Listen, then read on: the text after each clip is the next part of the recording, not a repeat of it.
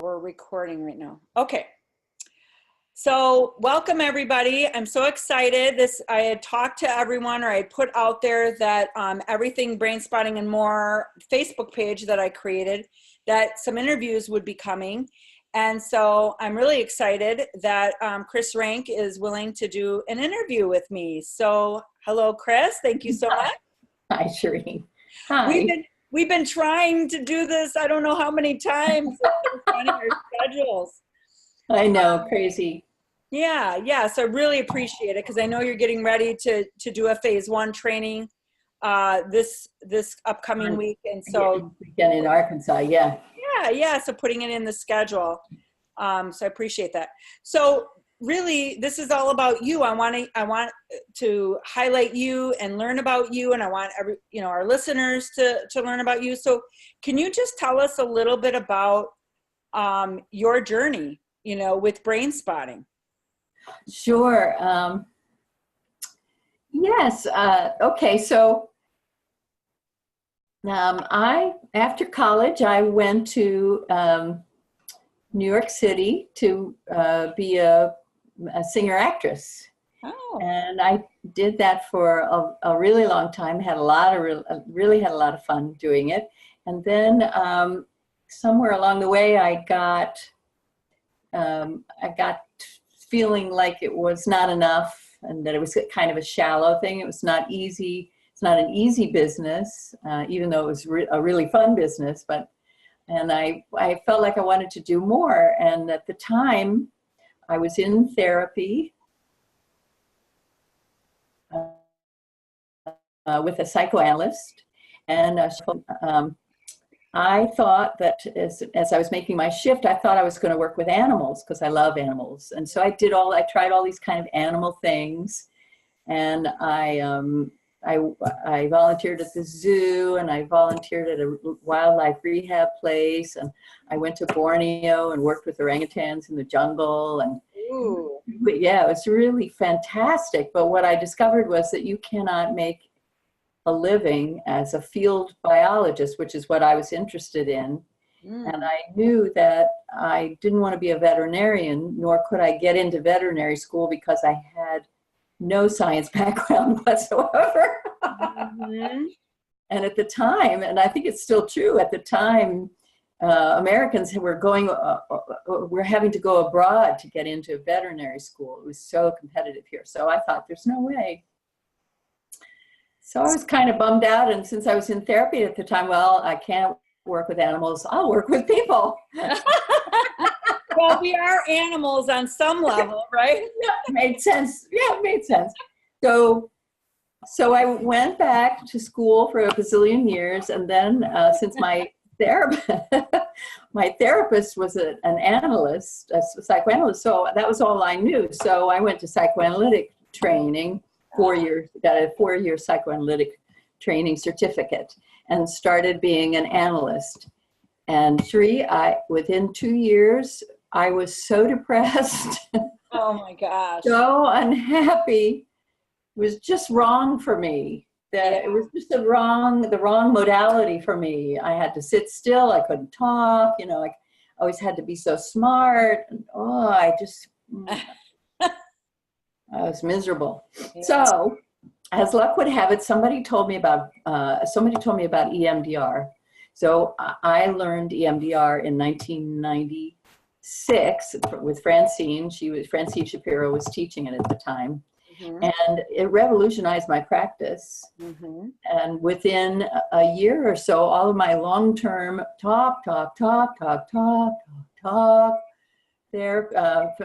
therapy clients were gone, better and gone. Bye-bye. Yeah. I was just much happier with that, just being able to be more interactive, and EMDR is like. So really changed my life, and I think it changed my clients' lives a lot. Mm-hmm. So somewhere along the way, though, I got on what I now call my a magic mailing list I got an email from David Grand, who I did not know. And this was in 1999. I got an email from him inviting me and many others, you know, it was just a random email, to come and watch him do EMDR with actors. So that was just right up my alley. Obviously, I couldn't wait. I couldn't even imagine what he was going to do. And so he was doing it at a hotel out on Long Island, and there was a big group there. And that was where I was first introduced to his bilateral CDs. I knew nothing about those. And at the time in EMDR, and I think still, the soundtracks they were using, the quote unquote soundtracks they were using, was a tone that went boop, boop, boop, Yeah. boop, boop, boop. So terrible. and so activating, you know, for a lot of people, nothing relaxing about it. Whereas when I listened to his CDs at that hotel demonstration, you know, he had the bilateral ocean and beautiful music, and it just made sense to me. So then he did an absolutely amazing demonstration of what he was doing at the time, what he called natural flow EMDR. He was an EMDR, a big hoo-ha in the EMDR world, and but he was a rebel, and they weren't so happy with his rebelliousness, but somehow he got away with calling what he was doing natural flow EMDR. And natural flow EMDR included his CDs and very, very, very natural eye movements, very gentle, as opposed to what you're taught in EMDR, which is this rapid stuff. He was doing, you know, like this. And he was getting actors into character and then having them do sessions with EMDR in character. You know, it was an amazing demonstration. So I was sitting next to someone I didn't know, and I said, wow, he's really great. And she said to me, well, why don't you go up and see if he'll supervise you? And I said, no, I can't. I'm very shy. I can't. And then she said, go on, just do it. So I think of her as my angel. So I went up to him and said, I don't know if you would consider supervising me, but la, la, la. So, and he said, of course I would. So I went to his office, and he gave me a natural flow EMDR session. And I said to him, you know, I know tons and tons and tons of actors, and I know you like to work with actors, and so I'll bring you actors. So that was, like I said, in 1999, and that began a very long, wonderful relationship of him letting me sit in on all of his sessions when I'd bring him an actor, and then I'd get to sit in on it. Yeah, and learn. It was fantastic. It was fantastic. And he began to develop what we called the grand system. So I and a fellow actor friend named David Toney, a magnificent actor, and David Grand all got together, and we developed what we called the grand system. And we started to do demonstrations of it using David's you know, natural flow EMDR with actors, which was one of his great dreams in his life. Yeah. And we didn't get very far with it. We weren't very successful. We would try to get into the backstage area and work with actors on Broadway in the backs, you know, to teach them this process. And we did a bunch of demonstrations. Then 9/11 happened, and David and I were invited to work with Deloitte and Touche afterwards, because they were survivors of 9/11. Their company had been there in '93 in the World Trade Center, and some of them were still there and survived the attack. So we were working with them, and we just did a lot of things. We went to Fort Totten, which is where all of the firefighters were being trained to replace the firefighters who were lost. We did multiple group sessions with the fire people, and just a lot of really great stuff. Yeah. So when he began to develop brain spotting, we were sharing an office suite, and so it was a very natural progression that I kind of watched, where he went from slow, gentle eye movements to really slow, really slow eye movements, which is, of course, what helped him ultimately to discover brain spotting with the skater, and the rest is history. Yeah. When I learned about it from him, honestly, I was really skeptical, and it took me a while to kind of get on board. Yeah. But of course now I'm totally on board. It just took me a while. I'd had such tremendous success with EMDR, and I really liked some of the things that he was doing with EMDR. So, for example, and this is probably one of the genesis of the what do we call those? Sweeping. Thank you. Yeah. So what he would do is at the end of a session, or not even necessarily at the end of the session, he would go very, very slow eye movements, but he would keep backing up and backing up, backing up and backing up and backing up, like this, back like this, back like this, all the way. So he was doing a Z-axis, and he was doing sweeping without really calling it anything yet, because he hadn't even discovered the stationary eye positions. But you got to see all that experimentation. Yeah, all of that stuff. There was another thing that he used to do that was fantastic, that I still teach occasionally, and I don't know exactly why we're not doing it anymore, because it's fantastic. So, for example, with somebody with an accident, he would place the accident. It wasn't a spot, wasn't an eye position, but he placed the accident over here, for example.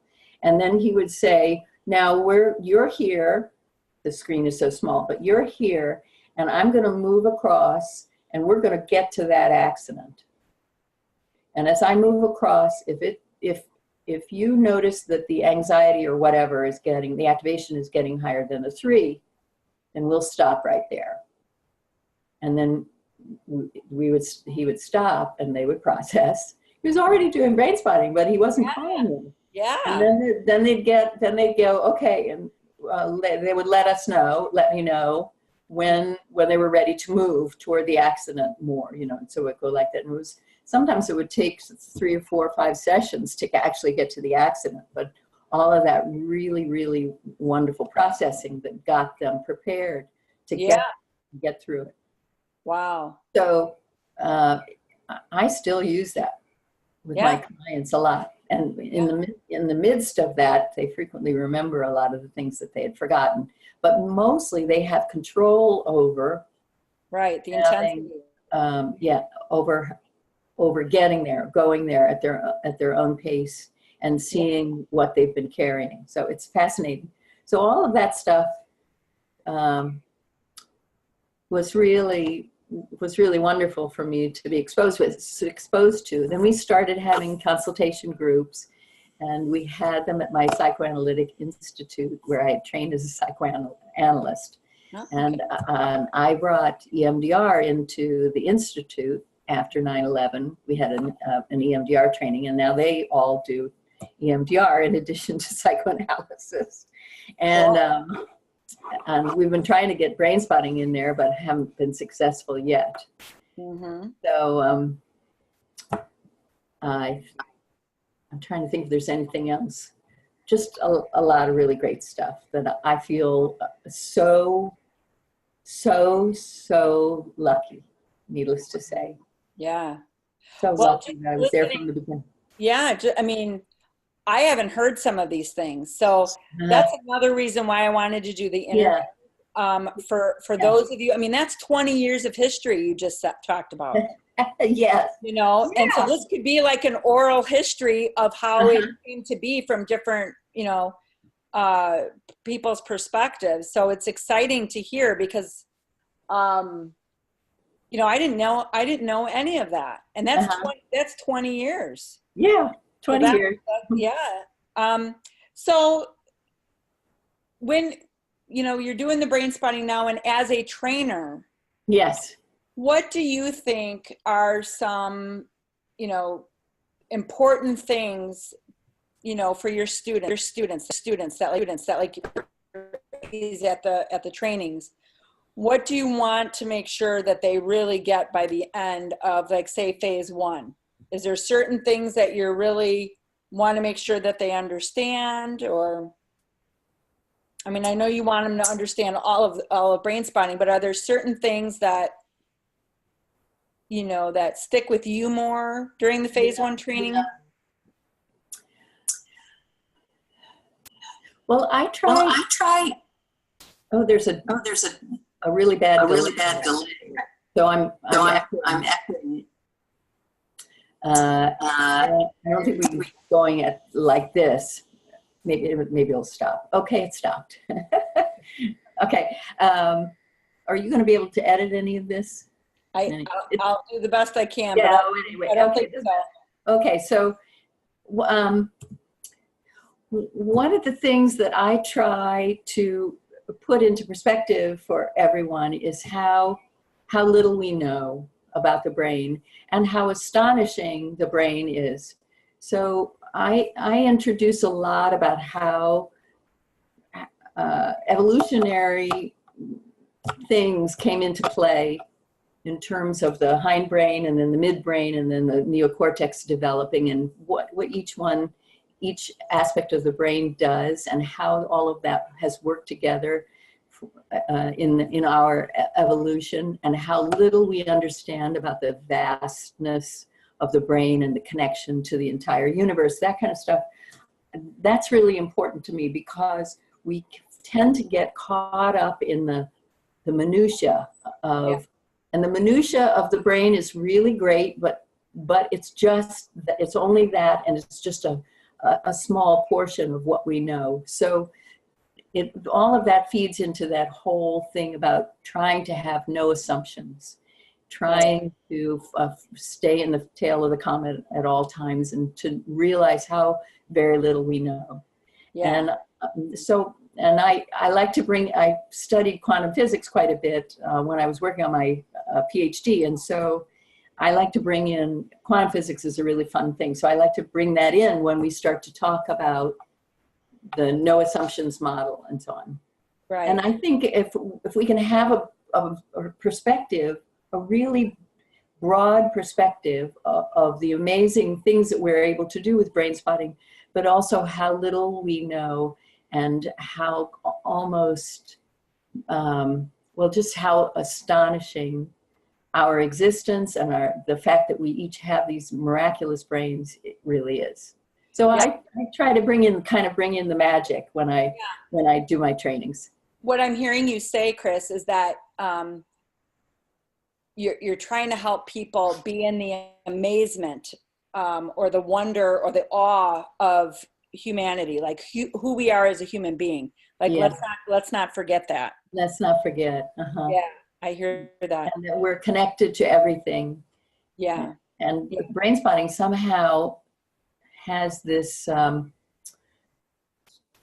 spiritual quality, for lack of a better word, that's really important. It's that what we're able to do and the connections we're able to make, the consequences of that are so vast in terms of the experience that people have, but also our connection to each other and our connection to the universe around us is so important to remember. Yeah. To me. That's just me. Yeah, thank you. One last question before we wrap up. So you talked about the tail of the comet, and I'm probably going to ask this question to everybody that I interview. David talks about how it's inevitable that we'll pop out because, as human beings, we will. Are there any strategies that you use to bring yourself back in, to stay in the tail of the comet? Mostly I curse under my breath. Yeah. I go. That's a good strategy. And I inevitably, in every training, in every training, there's usually, I try really hard, but I've gotten to the point where I'm comfortable enough with doing the trainings that inevitably I fall off the tail of the comet in one of those demos. And you know, while that's happening, I'm going inside, but I'm not saying anything. And then afterwards, I always call attention to it. Did anybody notice when I fell out of the tail of the comet? And sometimes they have, and sometimes they haven't. But I've found that my quote unquote mistakes are some of the most valuable learning experiences for the people in the trainings, because we don't have to be perfect, and as trainers we don't have to be perfect. I'm certainly not even close, and I've started to get comfortable with being vulnerable enough to share with the training. Lovely. So I've had some fun with that. So anyway, it happens. Yeah. We do it, and then we catch it. And I think as you get more experience, you probably feel the same way, Sherry, as you get more and more experience with it, you know right away when you've said too much, or you've made an assumption that's come through somehow, you know right away. Mm-hmm. And then as soon as you realize it, all you have to, as David says, all you have to do is just get reattuned. Right. And so for our trainees, they're panic stricken initially when they're first learning it, when they think they've made a mistake, and to see that the answer is not to do anything or say anything or fix it or anything, just get back into attunement. That's all. Right. And if they can see us as trainers do that, then it's a very valuable thing. Yeah, very much so. The self-compassion piece of that is huge and needed, because we're not perfect. And turning it into a learning opportunity is awesome, because it helps them know we're human too. Yeah, and they've seen David Grand do these demos, some of them, they've seen them, and they look so perfect, and they're so amazing. I know.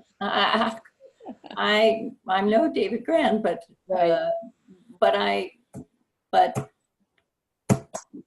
we can still do it. That's right. We all can, right? Yeah. Uh-huh. So tell me, where do you do primarily your trainings? Where's your areas that you're doing? My area? Well, I'm kind of all over the place lately. So I would say New York, New Jersey, Nashville, Arkansas, Washington, D.C., and New Hampshire. I don't know if that's really a territory, but that's kind of Atlanta, I certainly from the Midwest East is pretty much where I am. Okay. But I'm always looking for new places to do it. Yeah. And your website where people can find your trainings? Oh, just my name, Christine Ranck at gmail.com. Or no, ChristineRanck.com. .com. Okay. And how do you spell? Is it R-A-N-C-K? R-A-N-C-K,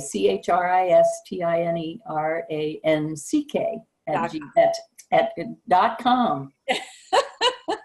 It's late. We're doing. I know. So again, I just want to say thank you very much. I appreciate your willingness to do the interview. And I just found some of the things that you shared about Brainspotting history and about your relationship with David and 20 years of all that very fascinating. Like, I didn't know about I think I had heard some things about the grant system, but I didn't know a lot about it. And I didn't realize that you have known David that long either. So thank you so much for sharing that. I appreciate that. Oh, we had a good time. It was a good time that, before it was good. Yeah. So thank you for sharing that with all of, hopefully this is going to be a Facebook page that people are going to go to, just because of their areas of interest and also wanting to get to know everybody that's in the community. So I just want to thank you again for your. Oh, thank you. Thank you, Siri. I can't wait to hear about everybody else. And I hope somebody will be interviewing you, I assume. somebody will interview you. Yeah, maybe at some Um, point. Yeah, I'll have somebody interview me at some point. Yeah. Okay.